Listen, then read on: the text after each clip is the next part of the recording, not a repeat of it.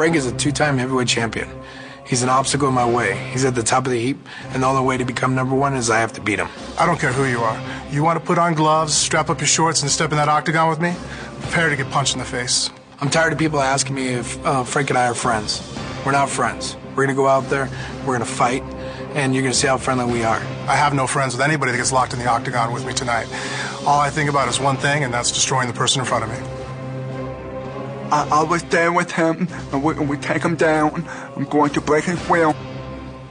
It's going to be a bad night for him. My will has never been broken in any fight. And I don't think Matt Hamill has a resume to even speak of such things. When I take him out, the workless thing, he's not in my league. I know I'm faster than Matt Hamill, and I know I fought way better wrestlers. And I'm aiming to knock him out.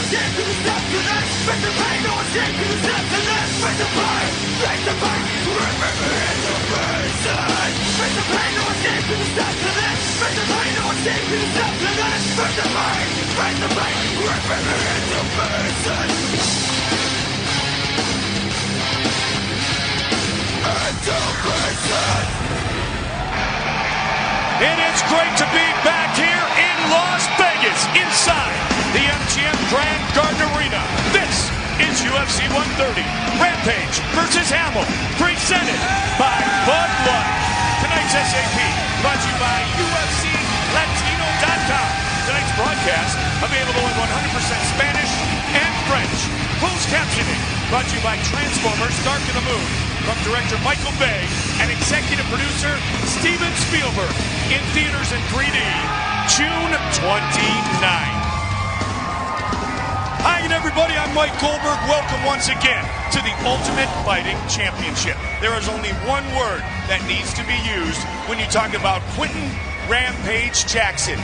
Vicious, because he is as vicious, if not more vicious, than any fighter in MMA history. His highlight reel of knockouts, as good as any that we have ever seen in or out of the octagon. But his opponent tonight, Matt Hamill, has been defying the odds his entire life, and he's looking for a huge victory here tonight in our main event. My partner is always Joe Rogan. We've seen Matt Hamill grow up as a mixed martial artist in front of our eyes, but tonight it's truly the big leagues. Well, Matt Hamill was a very, very successful amateur wrestler and knows what it takes to win, and knows that this is the biggest opportunity of his career. He is facing a true veteran, a veteran of pride, former UFC light heavyweight champion, and one of the most vicious power punchers in the game. This man can knock out anyone with one shot. That said, Matt the Hammer Hamill, ever since we first saw him compete in The Ultimate Fighter, has steadily improved his striking to go along with his already world-class wrestling skills. He saw that head kick knockout of Mark Munoz.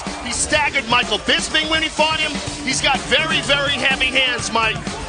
There's been a lot of emotion between these two guys, and one of the big reasons is because Matt Hamill keeps saying he's going to break Quentin Rampage Jackson's will. And to Rampage, that's a very personal thing. Rampage prides himself on having a strong and powerful will, and he says no man can break his will, and he believes he will connect with Matt Hamill, and Matt Hamill will not be able to deal with it. And it motivated Rampage during his training camp. He looked tremendous yesterday, looks in really good shape. Heavyweight matchup also is a good one. Frank Mir, the former champion, against maybe the people's champion in a lot of ways, Big Country Roy Nelson. Big Country, a spectacular character, but also a very, very talented guy, taking on the former two-time heavyweight champion.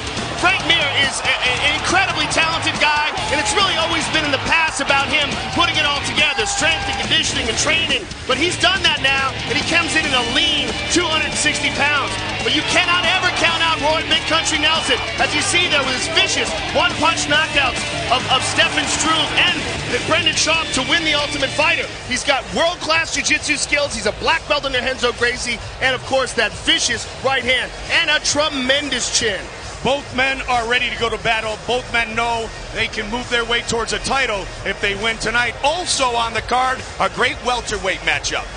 In the welterweight division, it's the Pitbull, Thiago Alves, owner of some of the most vicious leg kicks in the UFC today, facing off against always tough and talented Rick, the Horror Story.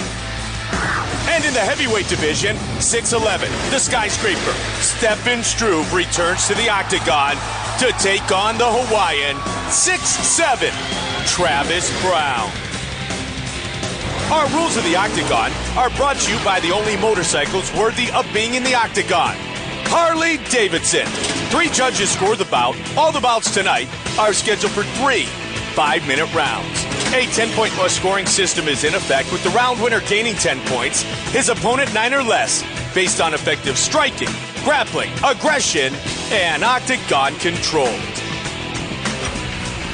Tonight's UFC 130 is brought to you in high definition by Transformers Dark of the Moon from director Michael Bay and executive producer Steven Spielberg, in theaters in 3D, June 29th. Let's get things started. We begin at 185, the All-American. Brian Stann has found a new home at middleweight. He believes he can contend for a UFC title, which means no warm welcome back to George Santiago. A lot has happened in the world of mixed martial arts since George Santiago's last appearance in the octagon in 2006. Brian Stann went from rookie to WEC champion to UFC middleweight contender, and Santiago went from raw talent to legitimate title threat.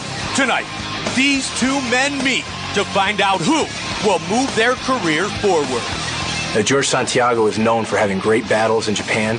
He's a guy who's become synonymous with Fight of the Years and Fight of the Night candidates. I don't think this fight's going to be any different. This is going to be the best fight on this card tonight.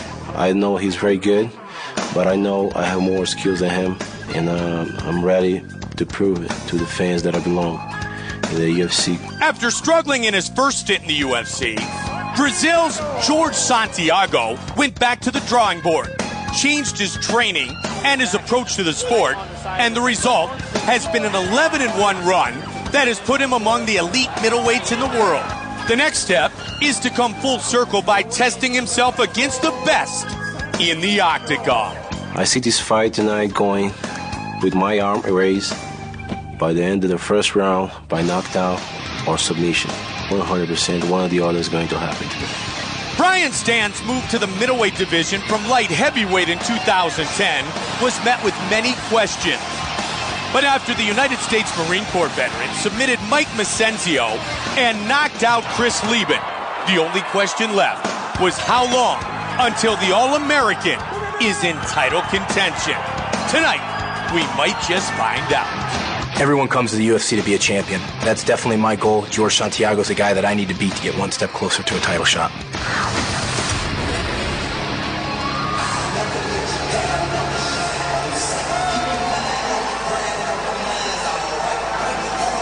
Four-and-a-half-year absence for the Sandman, George Santiago. He'll compete inside the octagon for the first time since December of 2006, and he is